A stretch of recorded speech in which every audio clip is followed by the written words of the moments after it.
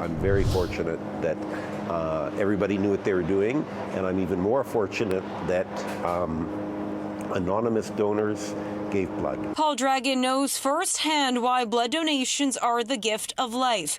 In 2014, the Vancouver bike shop owner was shot outside one of his stores by a disgruntled former employee and lost about 80% of his blood. I had a severe gunshot wound which caused me to bleed out on the sidewalk.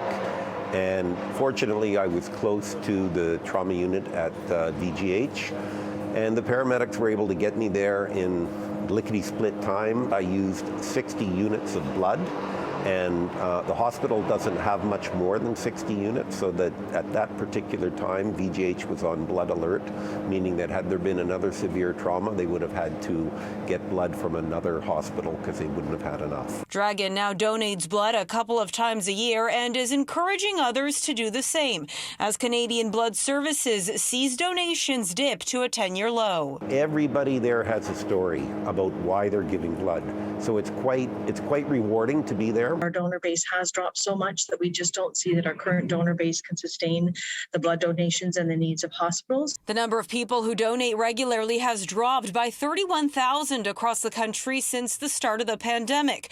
100,000 new donors are needed by the end of the year. We have a small number of donors that have supported us throughout COVID, and we're grateful for that, and we're celebrating them this week in National Blood Donor Week.